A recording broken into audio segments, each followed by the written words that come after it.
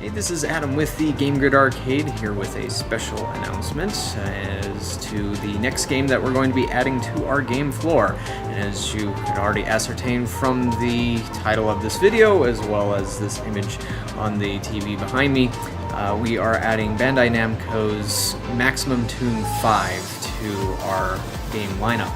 Now, Maximum Tune, if you're not familiar with that exactly, I'm going to go over what it is and why we decided to go with this game. It's been known as Wing and Midnight Maximum Tune, the series has, but with the release that came out in the States, they got rid of the Wing and Midnight licensing. It's a manga in Japan, and I believe there's been anime and even a live-action movie made about it, maybe? I'm not 100% sure on that one, but either way, it's been an arcade-exclusive series since 2002, and so obviously the 5 in the title indicates that there have been others, but this one, it's a bit different than what we've ever offered at the Game Grid Arcade before.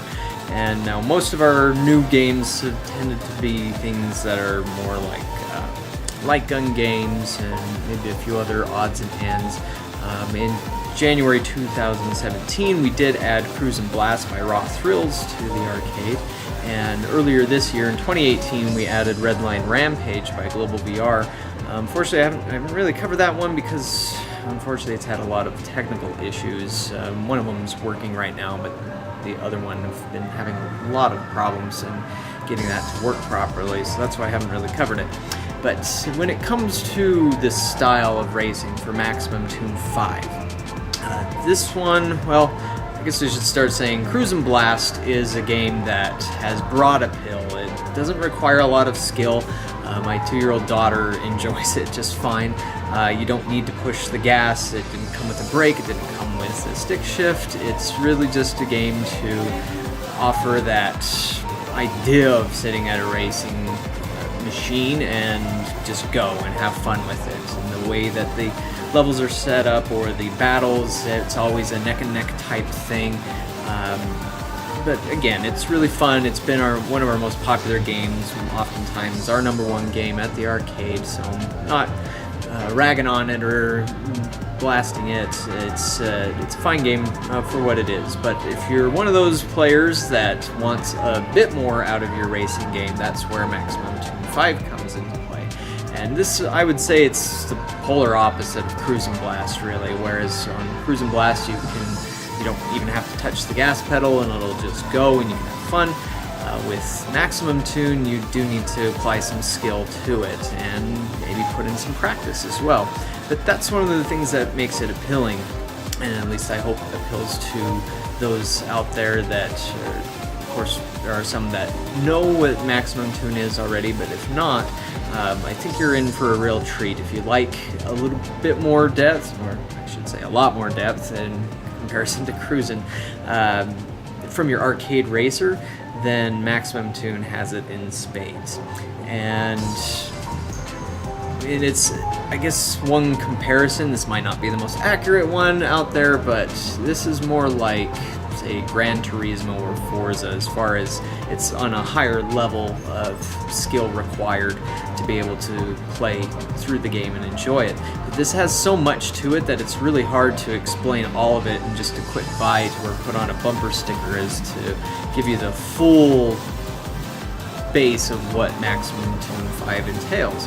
So, first off, it has your standard driving controls, a steering wheel and a gas, but this one does have a brake pedal. It also has a stick shifter. In fact, it has a 6-position stick shifter on it. And it also comes with something that we've not had with any of our other games before in our 10 years in existence, and that is a terminal kiosk. And what this terminal kiosk does, or the Wing Terminal as it's called, this allows you to purchase a Bandai Passport card. These are special cards that have an NFC chip inside of them, and there's a Bandai Passport reader on the dashboard of the arcade machine. And if you get one of these cards and put your card on the reader when it asks for it when you go into the game, then it logs in your account so you can have have an account to track your stats. You can modify your cars at the kiosk. You can go and you can do kind of a dress-up game for free with your card. You just scan it there and then use the touch screen to manipulate anything on there and adjust your car as you like or see fit. So that way, if somebody else is already playing it or you don't want to do that on the game machine itself, it just gives you a really nice opportunity to do that without feeling rushed with a timer counting down. And so that's one of the things that will be there, and obviously shows that it stands out. But another comparison that I like to make about Maximum Tune compared to other arcade racers out there is this applies various concepts you would find in RPGs to a racing game. And of course, RPGs are not very common in the arcade business in general. There are a few out there. We have a couple here, like Capcom's Tower of Doom and Gauntlet Legends, but they're few and far between. But Maximum Tune 5, I like to think of it as like a car RPG because it's in the name, Tune, Maximum Tune. What you're doing with your vehicles that you save through your card system, and I think you can hold up to like 100 cars or something along those lines, is that you're tuning it up, you're building it up, you're leveling up, essentially. And so as you play through the story mode, you get tuning parts, and you're able to make these adjustments to your car as you like, and you can focus on just speed, or you can focus on handling. There's other things that you can get with unlocking colors and stuff, but that's one of the things that just is really good about this game and drives a community behind it too. For people that are already familiar with it, then they know very well all the ins and outs of tuning and the appeal that you get from there. But if you've not tried that before, I'd highly recommend coming in and checking it out and building up a car. It's a lot of fun, and there's more to this game as well that you have that you can unlock. There's outrun stars, there's different ranks, there's badges, there's titles. Might be wrong on the badges part, but either way, there's a lot that you can explore and find in this game, a lot of depth to it. Now, there's 3 primary game modes that you'll see when you coin up the Maximum Tune game and go to play. There's the story mode, there's the online ghost versus battle mode, and there's time attack. Now, of course, you can also race against your rival. We're getting 2 units. We're not getting 4. Can't afford that. But with the 2 units, you'll be able to race against somebody else, and that's where you get outrun stars from, I believe. And I think there's other awards or badges that you can get by racing against somebody as well. But just those modes have a lot to them. The story mode, I believe it has 60 different levels that or rivals that you race against, and so it'll show these little anime-style, manga-style characters on there, and they'll be talking during the race, and your goal is to beat them, get to the set or appointed finish line before they do. And if you do that, then you are able to tune your car and upgrade it.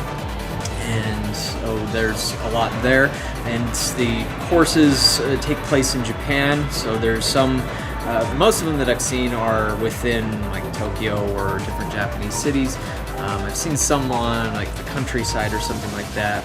If you're familiar with Initial D, Maximum Tune is a lot like Initial D, except that, at least from what I've seen, unfortunately I've not had a lot of opportunities to play Maximum Tune yet, but what I have seen is Initial D is more focused on like mountainside racing and going through lots of twisty, turny courses, whereas Maximum 2 is a little more focused on street racing within cities. But again, it does have like countryside courses and whatnot. But again, there's just a lot to this game, so that it's hard to get into all one video.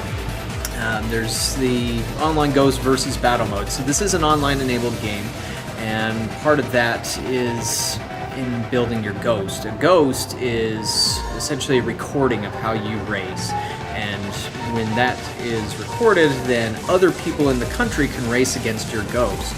And what's really cool about having your player account on your Vanna Passport card is that you'll be alerted if somebody beats your ghost, and then you can do a revenge match and try and beat that person as to how they beat you before. And so it's just a fun, friendly competition sort of thing that they have going on there. I've also heard that Bandai Namco has held nationwide tournaments. I'm not sure when the next one is, and I guess it also has been a little while since they've done that. But still, there's just all that in there to incentivize people gaining new titles, new ranks, meeting other ghosts, and just having fun doing that. And then of course there's the time attack mode. The time attack's pretty straightforward. It's just racing against the clock and seeing if you can beat that and best yourself as you go along. I do know one of the things that Maximum Tune 5 had is a extreme versus mode, where this is a little bit more for experienced players, where it reverses the courses. It doesn't show the little indicators on the screen as to what turn's coming up or how far you are from the goal, and it's easy to fall into a trap, as they say. But overall, just if you're not familiar with it, again, highly recommend giving this a chance. It can be a lot of fun, and we're hoping that other people will be coming around and getting a little bit of community effort out of this too. I mean, we have other games that are kind of like that. Darius Burst, Another Chronicle, is one that was focused on building that sort of thing, and we had Street Fighter 4 Arcade Edition. There was that kind of pre-built Street Fighter community in place. But we've heard over the years a lot of people asking for Maximum Tune. It's not been a game that's been widely available out there. When we first opened up, there was Maximum Tune 3DX Plus, but then Namco skipped doing Maximum Tune 4 in the United States, but with 5 they decided to bring it out. And so I know a lot of places out there, mainly are in California, that have one. That's as far as Utah getting it, I think I've only heard of one other place that's had it, perhaps. But one nice thing is we are going to cost less than they do per credit, so that can save you some money, especially if you're really into building your car and tuning it up. As from what I recall, when you first start on a car, it starts at 300 horsepower, and by going through the entire story mode, it'll get up to 830 horsepower. And so that takes a little bit of effort, of course. But overall, hope that you guys are just as excited as we are for this game coming to Utah and coming to the Game Grid Arcade. And so we really look forward to having you come in and enjoy this game. And again, if you're not familiar with it, becoming a fan of a great arcade exclusive title that you're not going to get on game consoles. And so yeah, that's possibly our last new edition of 2018. There is one other game that we really have our eye on, one that's been here before, known as Cosmotrons, but we're going to figure something out to bring that by. But either way, we're still looking at keeping great entertainment here, and there's also a trade show coming up in November where there's going to be a lot of new arcade games showing up, and so I'll be there to kind of see if there's anything that we should add in 2019. But yeah, that's going to be Maximum Tune 5, so come on by. We're at the Valley Fair Mall in West Valley City, Utah, so come by, check it out, and have some fun with it. Thanks for watching. We'll catch you next time.